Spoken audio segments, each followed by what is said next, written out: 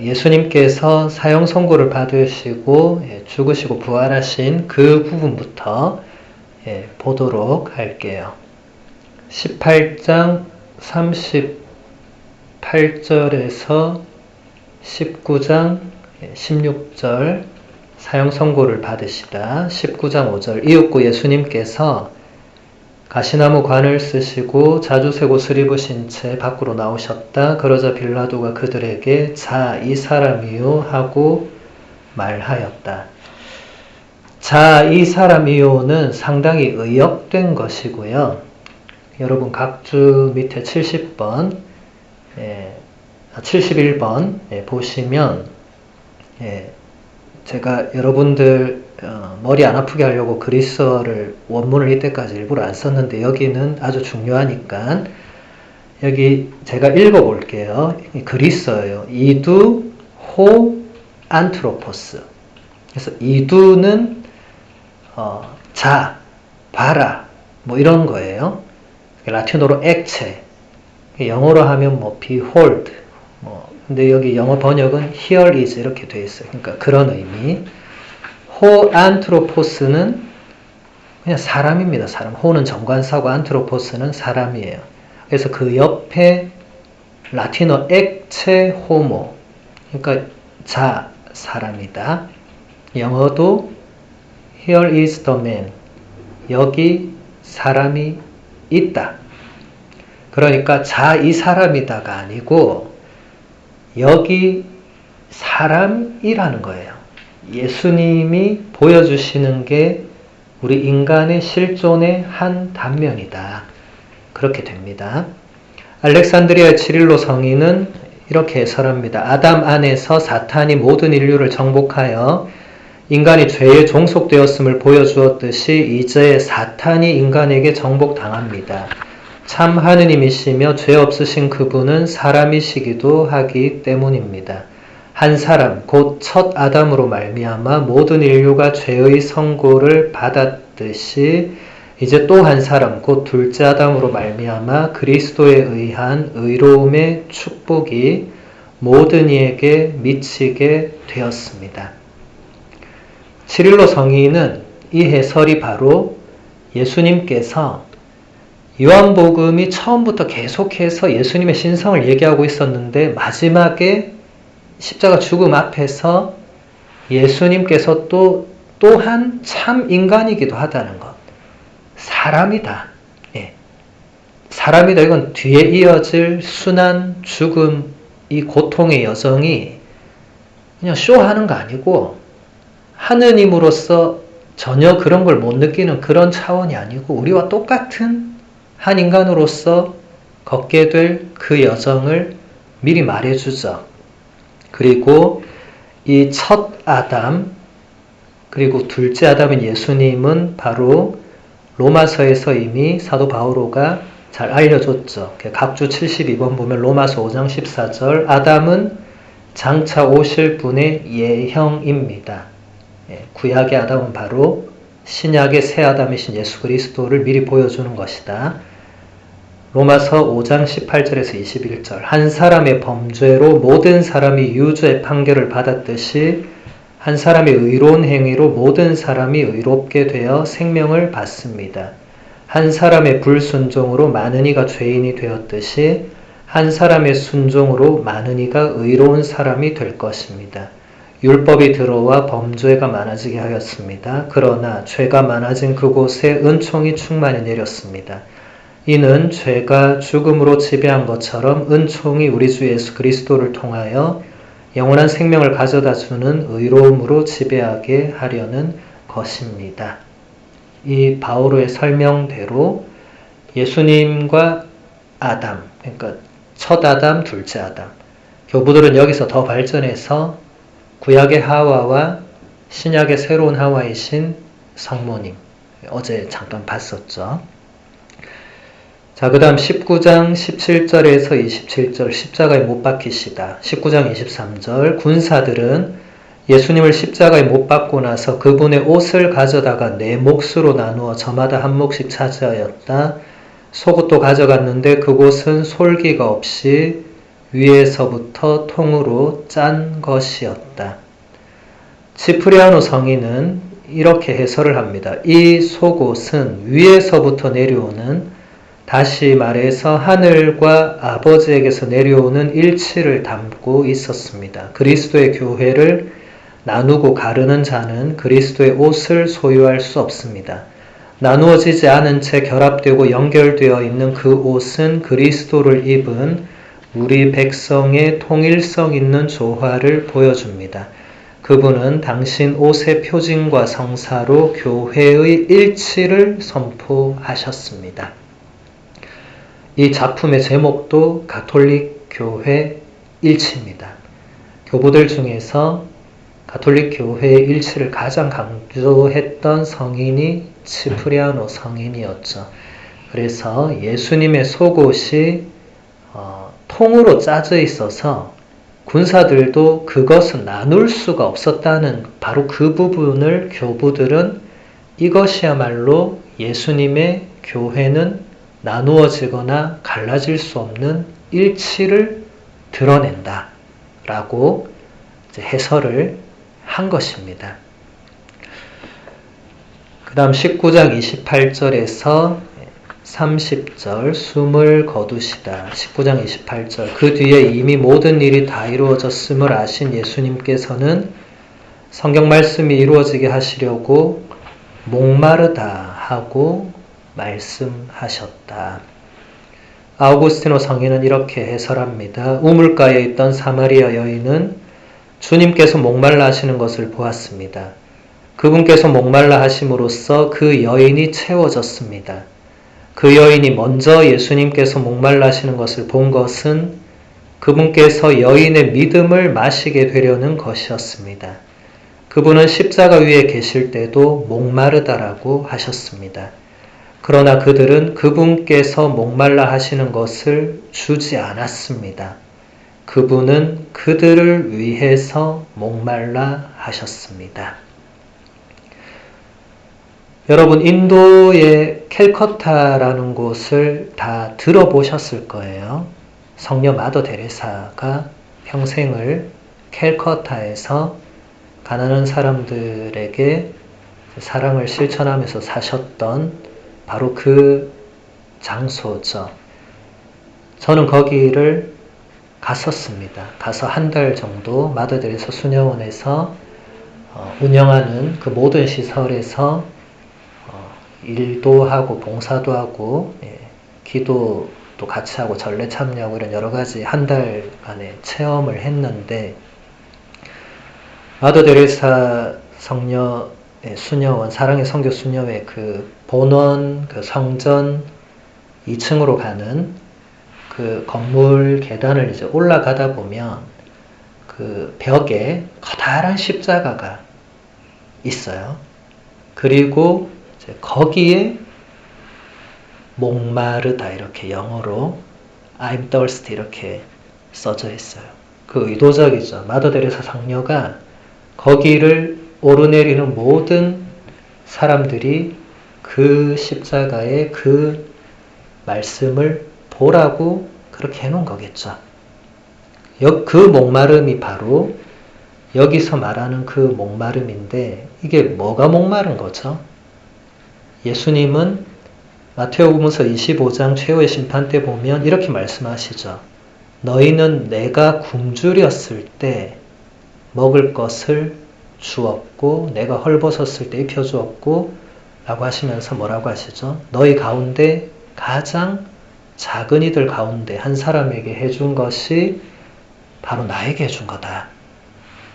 그러니까 마더 데레사 성녀가 캘커타에서 사랑을 주었던 그 모든 가난한 사람들, 약한 사람들, 장애가 있는 분들, 병자들 이런 분들은 바로 예수 그리스도가 되죠. 근데 예수 그리스도께서는 여전히 목마르시다는 겁니다. 그게 무슨 말이죠? 마더 데레사 성녀처럼 그 분들에게 사랑을 베풀어야 되는 우리가 그렇게 하지 않고 있다는 거겠죠. 바로 그 목마름을 말하는 겁니다. 19장 31절에서 37절 군사들이 예수님의 옆구리를 창으로 찌르다. 19장 34절 군사 하나가 창으로 그분의 옆구리를 찔렀다. 그러자 곧 피와 물이 흘러나왔다. 에프렘 성인은 이렇게 해설합니다. 예수님의 옆구리에서 피와 물이 흘러나왔다고 합니다. 이것은 그분의 교회입니다. 그리고 그것은 그분 위에 세워졌습니다. 아담의 경우에 옆구리에서 아내가 생겨난 것과 같습니다. 아담의 갈비뼈는 그의 아내이고 우리 주님의 피는 그분의 교회입니다. 아담의 갈빗대에서는 죽음이 왔지만 우리 주님의 갈빗대에서는 생명이 왔습니다. 여기서도 첫 번째 아담과 두 번째 아담을 대비시키고 있죠. 첫 번째 아담에게서 그 옆구리에서 하와가 나왔고 근데 결국 거기서는 죽음이 나왔지만 두 번째 아담인 예수님에게서는 그 옆구리에서 교회가 나왔고 거기서는 생명이 나오게 되는 피와 물은 많은 교부들이 피는 성체성사, 물은 세례성사로 해석을 했고 이것은 결국 세례성사와 성체성사는 우리 교회의 가장 근본이 되는 성사들이죠. 그래서 바로 이것이 교회를 상징한다. 그러니까 여러분이 날마다 미사에 참여하는 것은 바로 예수님의 그 옆구리에서 흘러나온 그 피를 우리가 모시는 거예요. 엄청난 일이 미사 안에서 일어나는 거죠. 미사는 언제나 예수님의 십자가 희생 제사가 거기서 또다시 일어나는 겁니다. 물론 그때처럼 예수님이 피를 철철철 흘리는 그런 제사가 아니라 이제는 빵과 포도주라는 이 봉헌물로 예수님께서 그것을 친히 당신의 몸과 피로 이제 하느님 아버지께 제물로 바치시는, 하지만 그것은 여전히 똑같은 피입니다. 십자가에서 흘리신 바로 그 피라는 거죠. 그래서 여러분, 우리는 미사 때마다 예수님의 그 십자가 죽음에 동참합니다. 여러분, 우리가 세례 때 물에 3번 잠기는 것도 예수님의 그 죽음의 3일을 동참하는 겁니다. 그렇게 해서 예수님과 함께 부활할 수 있는 것이죠. 19장 38절에서 42절은 예수님께서 묻히신 장면입니다. 19장 40절 그들은 예수님의 시신을 모셔다가 유다인들의 장례 관습에 따라 향료와 함께 아마포로 감쌌다. 베다 성인은 이렇게 해설합니다. 주님의 몸을 은실이나 금실로 짠 천이 아니라 깨끗한 아마포 위에서 축성하는 것이 교회의 관습으로 지켜지고 있습니다. 이거 굉장히 놀라운 증언이에요. 지금 방금 제가 미사가 어떤 것인지 설명했잖아요. 근데 여기 요한복음서에 보면 분명히 예수님의 시신을 아마포로 감쌌다고. 이건 다른 복음서도 똑같이 증언하고 있습니다. 그 말씀에 따라서 예수님의 십자가 희생 제사가 다시 그대로 이루어지는 미사 안에서도 주님의 몸, 그 성체를 말하죠. 성체를 은실이나 금실로 짠 화려한 천이 아니라 깨끗한 아마포 위에서 축성한다. 그러니까 교부 시대에 이미 미사를 그렇게 해왔다는 겁니다. 그리고 놀랍게도 2000년 내내 우리 교회는 성체 성사를 할 때 제대 위에 그 빵과 포도주를 놓기 전에 그 성체포를, 이제 여러분들은 제대 위를 못 올라오시니까 잘 모르시겠지만 제대를 차리시는 수녀님이나 제대 봉사자들은 그걸 알죠. 깨끗한 아마포로 된 그 성체포를 깔고 그 위에 빵과 포도주를 올리고 이제 성찬례가 진행이 됩니다. 그게 어디서부터 왔느냐? 바로 복음서에 예수님의 몸을 아마포로 감싼 것이 그대로 전례 안에 들어왔다는 거죠. 여러분, 미사 전례는 하늘에서 갑자기 샘솟았거나 누군가가 그냥 인간적으로 발명했거나 그런 거 아닙니다. 모든 것은 말씀 안에서 우리 교회가 그것을 받아들여서 그 우리의 예배로 이렇게 표현을 한 건데 이거 엄청난 거죠. 그러니까 그 성체, 축성된 성체와 성혈은 바로 십자가에 못 박히셨던 예수님의 바로 그 몸이고 예수님의 바로 그 피가 되는 것입니다. 20장 1절에서 10절 부활하시는 장면이죠. 20장 1절 주간 첫날 이른 아침 아직도 어두울 때 마리아 막달레나가 무덤에 가서 보니 무덤을 막았던 돌이 치워져 있었다. 그레고리오 교황님은 이 말씀을 이렇게 해설합니다. 마리아 막달레나는 아직 어두울 때 무덤에 왔습니다. 우리는 역사적 사실로서의 그 시간에 주목합니다. 그러나 더 깊은 이해를 추구하는 사람은 여기에 담긴 신비적인 의미도 알아들어야 합니다. 마리아는 만물의 창조주를 무덤에서 찾고 있었습니다. 그녀는 그분이 육체적으로 죽어서 무덤에 묻힌 것을 보았습니다. 그런데 그분의 시신이 그곳에 없자 그녀는 누가 그분을 훔쳐갔다고 생각합니다. 무덤에 왔을 때 마리아는 실제로 아직 어둠 속에 있었던 것입니다. 그레고리오 성인의 해설은 성경의 문자적 해설과 영적 해석 두 가지를 다 보여주죠. 마리아 막달레나가 어두울 때 무덤에 온 것은 문자 그대로도 마리아 막달레나가 밤중에 온 걸 말하죠. 왜냐하면 사람들 눈을 피해서 왔어야 되니까 그 한밤중에 온 거죠. 그런데 이제 여기서 그레고리오 교황님의 그 영적 해석, 신비적 해석이 이제 나오는데 마리아는 이 어둡다, 아직도 어둡다는 것은 결국 그때 마리아 막달레나가 아직도 예수님의 부활을 깨닫지 못한 상태였다. 그래서 만물의 창조주를 무덤가에서 찾고 있었다. 그분은 벌써 부활하셨지만 그 부활이라는 것을 마리아도 12사도도 뭐 전혀 상상조차 할 수 없었기 때문에 전혀 몰랐던 거죠. 그것을 요한복음서 저자가 아직 어둠 속에 있었다고 표현한 것이다. 그러니까 우리의 영적인 어둠, 우리가 아직도 영적으로 깊이 나아가지 못하는 그 상태를 말한다고 해설을 한 것입니다.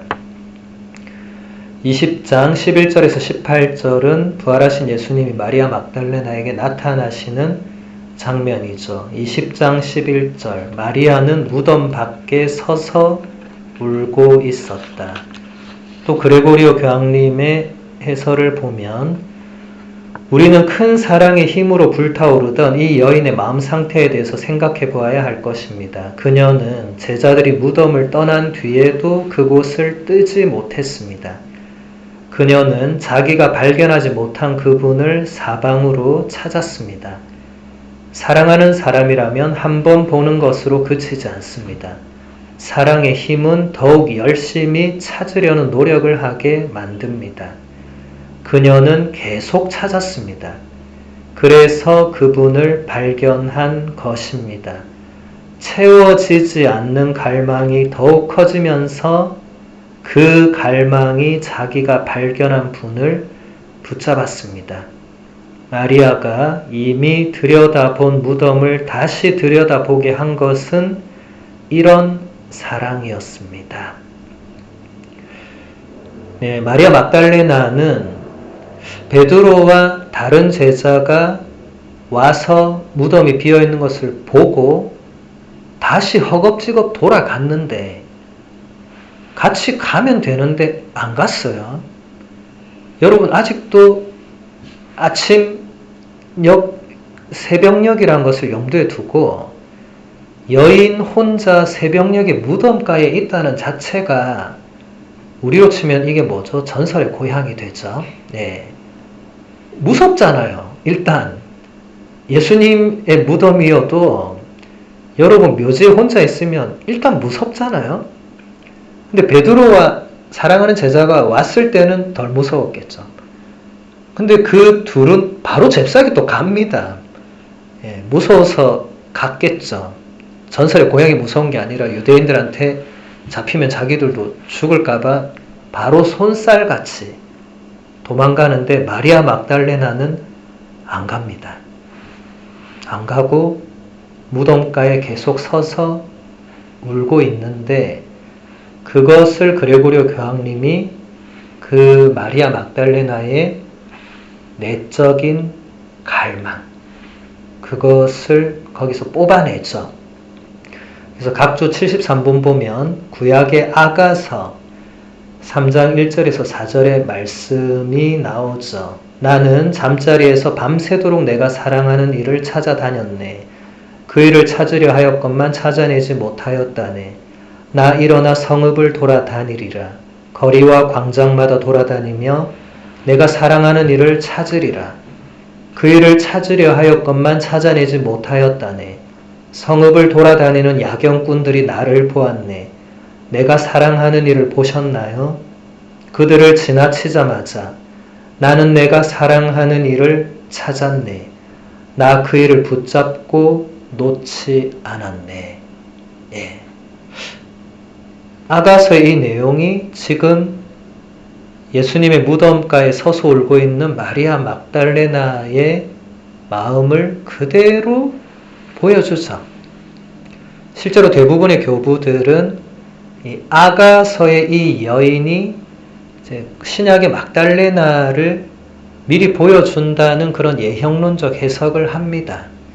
이토록 간절히 주님을 원하는, 신방의 그 새 신부가 신랑을 원하는 그런 간절한, 정말 그런 사랑의 마음, 그것을 마리아 막달레나가 신약에서는 처음으로 보여주죠.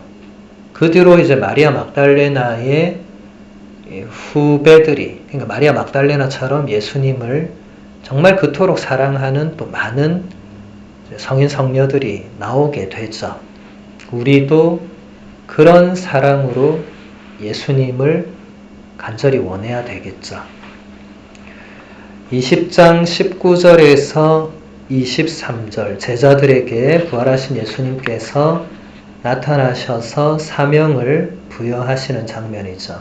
20장 20절 이렇게 말씀하시고 나서 당신의 두 손과 옆구리를 그들에게 보여주셨다.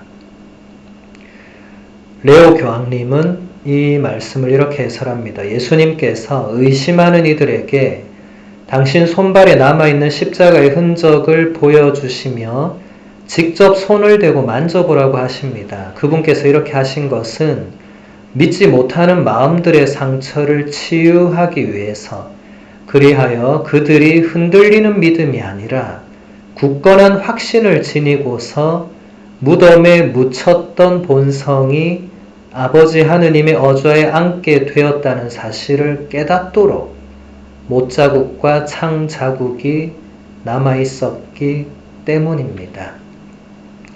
레오 교황님은 부활하신 예수님께 굳이 십자가의 상처가 왜 남아있었는가 누가 물어봤겠죠. 부활하신 육체는 영적인 육체고 완전히 새로운 육체인데 그 왜 아직도 옛날 그 십자가의 그 끔찍한 상처가 거기 그대로 있을 수 있느냐. 그게 결국은 우리의 그 확신, 우리의 믿음, 그리고 예수님의 그 인성이 예수님의 신성과 일치되어 있다는, 레오 교황님은 이 부분에서 탁월한 교리를 표현해 내신 분이거든요. 그래서 이분이 예수 그리스도 안에서의 신성과 인성의 일치를 이제 플라비아노라는 사람에게 편지로 그 내용을 써보내는데, 이게 451년에 열린 칼케돈 공의회에서 그 편지가 그대로 받아들여져서 우리 교회의 그 신앙의 한 정식이 됩니다. 그러니까 예수 그리스도 안에서는 신성과 인성이 분리될 수가 없다는 거예요. 그러니까 예수님이 하느님일 때 이렇게 모습이 따로 있고, 인간일 때 뭐 따로 있고, 제가 어제도 말씀드렸지만 예수님께는 그런 따로 국밥이 없다. 그분은 당신 안에 하느님이신 분으로도 그대로 있고 인간이신 분으로도 그대로, 근데 이게 완전히 하나로 되어 있는, 여기까지 오는데 350년 걸린 겁니다. 그 350년 동안 수많은 이단들이 예수님은 인간은 맞지만 하느님이 아니다, 혹은 반대로 예수님은 하느님 맞지만 인간이 아니다, 또 그걸 섞어가지고 뭐 반반이네, 뭐가 어떻네, 막 이렇게 온갖 이단이 350년간 난무할 때 우리 교회는 한결같이 이 계시 진리를 올바로 표현하기 위해서 교부들이 애를 써왔고, 그 중에 한 분이 바로 레오 교황님인데, 이분이 이제 451년에 그 공의회의 결정적인 역할을 하셨다. 자, 20장 24절에서 29절은 예수님과 토마스의 만나는 이야기죠. 20장 25절. 토마스는 그들에게 나는 그분의 손에 있는 못자국을 직접 보고 그 못자국에 내 손가락을 넣어보고 또 그분 옆구리에 내 손을 넣어보지 않고는 결코 믿지 못하겠소 하고 말하였다. 베드로 크리솔로고 성인은 이렇게 해설합니다. 토마스는 반신반의하는 자기 마음과 더불어서 믿지 못하는 모든 사람의 마음을 치유하고 있었습니다. 그는 장차 다른 민족들에게 이 가르침을 전할 사람이었으므로 이 성실한 탐구자는 그런 신비에 필요한 믿음의 근거를 제공할 방법을 치밀하게 검토하고 있었습니다. 주님께서 당신의 상처를 그대로 두신 유일한 이유는 당신 부활의 증거로 제시하시기 위해서였습니다. 첫 번째 문장, 토마스는 믿지 못하는 모든 사람의 마음을 치유한다. 왜냐하면 토마스 같은 사람이 그 이후에 2000년 동안 얼마나 많았겠어요? 그리고 지금 우리들 중에도 이런 믿음을 지닌 사람들이 있을 겁니다. 나는 내 눈으로 보지 않고는 절대로 믿지 못한다. 여러분 눈이 그토록 정확한지 잘 모르겠어요. 여러분 인간이 자기가 보고 자기가 듣고 자기가 기억하는 게 100% 정확할 것 같습니까? 아닙니다. 학자들이 얘기합니다. 그렇지 않다고. 우리가 보고 듣는 거 정확하지 않습니다. 예. 그런데 토마스는 내 눈으로 보아야만, 내 귀로 들어야만, 내가 직접 확인해야만 믿겠다고. 예수님이 토마스에게 그런 말씀하시죠. 너는 나를 보고서야 믿느냐. 나를 보지 않고도 믿는 사람은 행복하다. 여기서 행복하다고 번역된 단어는 그리스어 마카리오스란 단어인데, 이것은 그 영어의 해피니스가 아닙니다. 영어로 하면 이게 blessed가 되는 거예요. 보지 않고도 믿는 사람들은 복된 상태인 거예요. 해피한 게 아닌 거예요. 여러분, 성경에 나오는 행복하다고 번역된 모든 단어는 해피로 번역하면 안 되고, 영어 성경도 해피로 번역하지 않고 다 거기에는 blessed를 썼습니다. 번역 잘한 거죠. 그게 단순하게 감정적인, 일시적인 기쁨이나 행복을 주는 차원이 아닙니다. 여러분, 믿음이란 것은 내가 보아야만 믿을 수 있는 건 사실 믿음의 대상이 아니에요. 아우구스티노 성인이 유명한 말을 했죠. 불합리하기 때문에 나는 믿는다. 합리적이면 안 믿어도 됩니다. 여러분, 우리 이성과 우리의 논리로 이게 합리적이라면 믿을 게 아니고 그냥 합리적인 것으로 인정하고 받아들이면 되죠. 그런데 동정녀가 잉태하고 출산을 한 건 합리적이지 못하죠. 이거는 내 눈으로 보고 싶어도, 내가 체험하고 싶어도 여기 계신 그 어느 자매님도 체험할 수 없습니다. 이런 건 믿어야 되는 겁니다. 불합리하기 때문에 내가 비록 볼 수는 없고, 내가 들을 수 없고, 내가 느낄 수 없고, 내가 도저히 감각적으로는 이것을 깨달을 수 없기 때문에 믿는 거죠. 믿음은 그런 것입니다.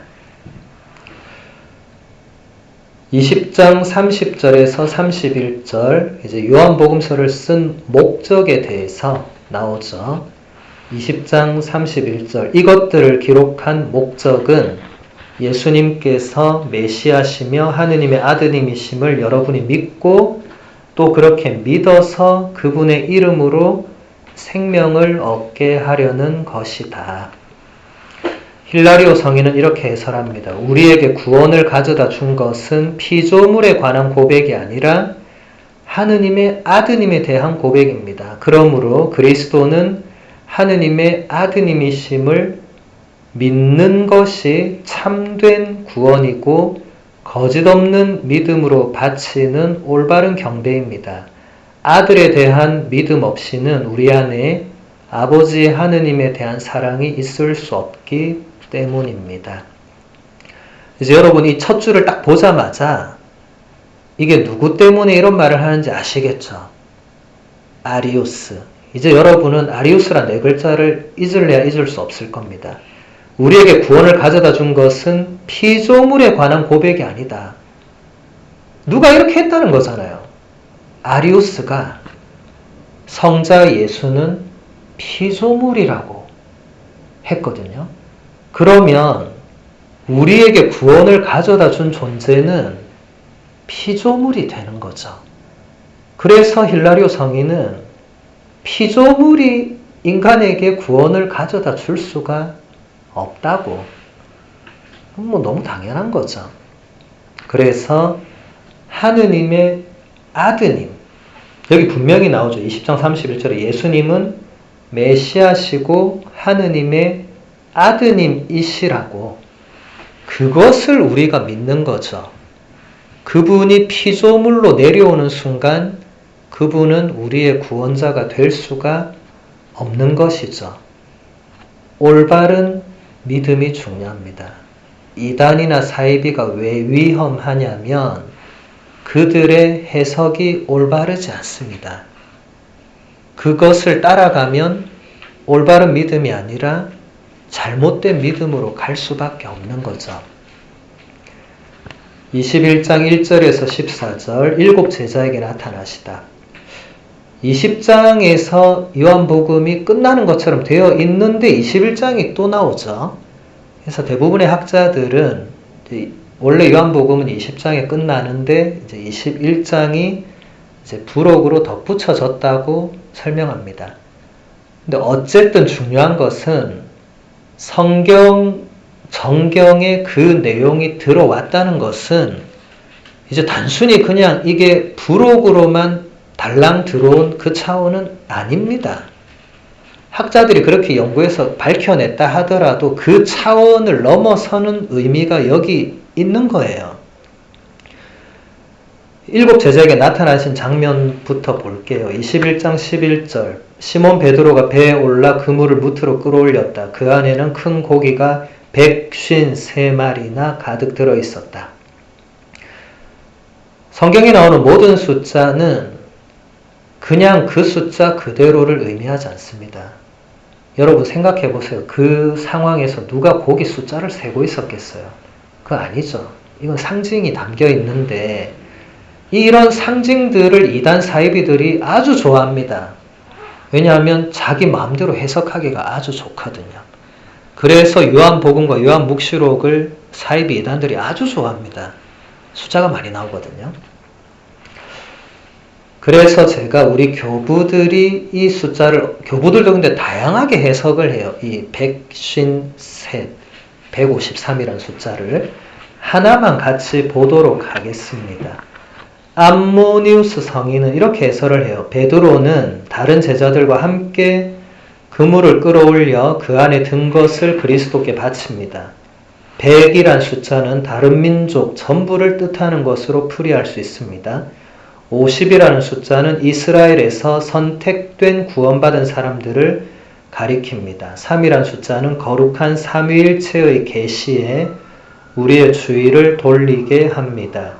그물에 걸린 믿는 이들의 삶은 이 삼위일체의 영광과 마땅히 연결되어 있습니다. 예, 제가 이 해설을 하나 가져온 것은 이 해설이 우리 교회의 전통적 입장이다 그게 아니고 교부들도 이처럼 다양하게 이 숫자의 의미를 생각하고 나름 이런 의미다라고 해설을 하는데 교부들의 해설은 괜찮은 겁니다. 근데 이단이나 사이비가 이제 이 숫자 가지고 뭔가 해설을 할 때는 여러분이 거기에 혹하거나 따라가면 안 됩니다. 끝나는 거예요.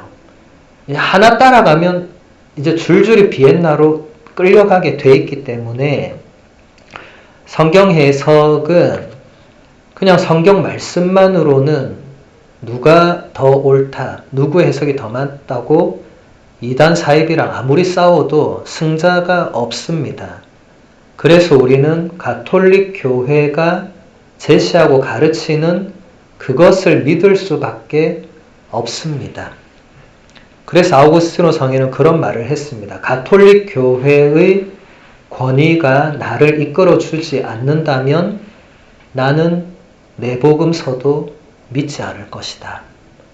아우구스티노 성인이 이런 말을 할 수밖에 없는 것은 그가 가톨릭 교회로 오기 전에 마니교라는 이단에 무려 10년이나 몸담고 있었거든요. 그래서 아우구스티노 성인은 이단이 얼마나 무서운지, 이단이 제시하는 것들이 얼마나 사람을 혹하게 하지만 실제로는 끝에 가서 아무것도 없다는 것을 너무나 잘 알기 때문에 복음서라고 하더라도 여러분 이단 사이비도 성경 들고 옵니다. 성경 공부하자고 그래요. 같이 공부했다가는 인생이 파탄납니다. 같이 공부가 아니에요. 아우구스티노 성인은 가톨릭 교회가 아니면 난 복음서도 그거 안 받아들이겠다고. 이단이 복음서 들고 오면 나는 그거 쳐다도 안 보겠다. 이렇게 한 겁니다. 여러분도 그렇게 하셔야 됩니다. 내가 요한까지 공부했는데 한번 신천지랑 붙어볼만 하지 않겠어? 100점 100패라고 제가 장담합니다. 이길 수 없습니다. 그것은 이기고 지는 그런 게임이 아니에요. 이 성경 해석은 여러분에게 그냥 맡겨진 게 아닙니다. 교회에 맡겨진 것입니다. 21장 15절에서 19절 이제 예수님과 베드로의 대화 장면이죠. 21장 15절 그들이 아침을 먹은 다음에 예수님께서 시몬 베드로에게 물으셨다. 요한의 아들 시몬아 너는 이들이 나를 사랑하는 것보다 더 나를 사랑하느냐? 베드로가 예 주님 제가 주님을 사랑하는 줄을 주님께서 아십니다 하고 대답하자 예수님께서 그에게 말씀하셨다. 내 어린 양들을 돌보아라. 암브로시오 성인은 이 말씀을 이렇게 해설합니다. 당신의 양떼를 돌보도록 주님께 직접 선택받은 사람은 베드로입니다. 그는 같은 말씀을 3번 듣는 은혜를 입었습니다. 그리스도의 양떼를 믿음의 음식으로 잘 돌봄으로써 그는 과거에 지은 죄를 씻었습니다. 이 과거의 잘못 때문에 그는 주님께 당신을 사랑하느냐는 물음을 3번 받습니다. 십자가 처형 전에 3번 모른다고 한 분을 3번 고백하도록 하신 것입니다. 아마 성경 전체를 통틀어서 가장 감동적인 용서의 장면이 바로 이 요한복음서 21장일 겁니다. 베드로는 최후의 만찬 때 예수님께 호언장담을 했죠. 난 목숨마저 바치겠다고. 그러니까 예수님이 베드로를 보면서 뭐라고 하셨죠? 너는 오늘 밤에 달기 울기 전에 3번이나 나를 모른다고 할 거라고 했지만 베드로는 절대 그렇지 않다고 방방 뛰고 난리 났죠. 베드로 성격 아시죠? 난리가 났죠. 난리가 났는데 결국 누구의 말대로 됐습니까? 예수님의 말씀대로 되었죠. 베드로는 그렇게 방방 뛰더니 하녀가 물어보니까 또 나는 모른다고 그렇게 또 방방 뛰어요. 3번씩. 그리고 예수님은 마지막에 베드로를 바라보시죠. 그래서 베드로는 나가서 한없이 슬피 울죠. 그게 베드로와 예수님의 마지막이었습니다. 그래서 예수님과 베드로가 다시 만났을 때 여러분 베드로의 마음을 생각해 보면 마음이 편안했을까요? 어땠을까요? 대단히 찜찜했겠죠. 마지막에 본인이 한 게 있잖아요. 그러니까 예수님도 베드로가 교회의 반석이 되기 위해서는, 교회의 최고 목자가 되기 위해서는 그 찜찜함을 풀어내야만 하는데, 여기서 놀라운 것은 네가 나한테 왜 그랬느냐라는 질문이 전혀 없죠. 한 번이라도 그럴 수도 있지 않겠습니까? 그냥 웃으면서 너 나한테 그렇게 할 거라고 내가 말했지, 이렇게 하실 수도 있잖아요. 근데 전혀 그런 게 아니라 완전히 다른 차원으로 질문을 하시잖아요. 네. 너는 나를 사랑하느냐? 라고 물으시죠. 베드로가 그 질문을 받았을 때 아마 온갖 생각을 다 했을 겁니다. 그런데 베드로는 예수님을 사랑하는 그 마음만은 변함이 없었죠. 비록 인간적인 약함, 죽음에 대한 두려움, 그런 것 때문에 스승님을 결국 배반할 수밖에 없었고 정말 슬프게 눈물을 흘릴 수밖에 없는 그런 부족한 자신이지만, 그래도 예수님을 사랑하는 마음은 변하지 않았고 예수님은 그걸 알고 계셨죠. 그래서 그 질문을 한 번만 해도 되는데 굳이 또 3번을 하시는, 암브로시오 성인은 이게 특별한 은총이라고 설명해요. 그렇게 굳이 3번을 하시는 것은 이제 베드로가 그 3번의 배반에서 이제 완전히 자유로워질 수 있는, 그러니까 사랑이 죄를 넘어서는. 그래서 베드로가 자신의 편지에 이걸 그대로 씁니다. 완전한 사랑은 두려움을 몰아낸다. 사랑은 모든 허물을 덮어준다. 사도 바오로도 고린토후서 13장에 보면 사랑은 모든 것을 덮어주고 모든 것을 믿고 모든 것을 바라고 모든 것을 견디어 낸다고 쓰고 있죠. 사랑의 힘이 이토록 엄청난 것입니다. 이렇게 사랑받는데 결국 베드로도 사랑으로 보답할 수밖에 없는 거죠. 그래서 이제 마지막 부분 21장 20절에서 23절, 예수님께서 사랑하신 제자와 베드로, 21장 22절에서 예수님께서는 내가 올 때까지 그가 살아있기를 내가 바란다 할지라도 그것이 너와 무슨 상관이 있느냐, 너는 나를 따라라 하고 말씀하셨다. 아우구스티노 성인은 이렇게 말합니다. 순교와 관련하여 나를 따르라는 말씀은 나를 위해 고난을 겪어라. 내가 겪은 일을 겪어라. 라는 뜻입니다.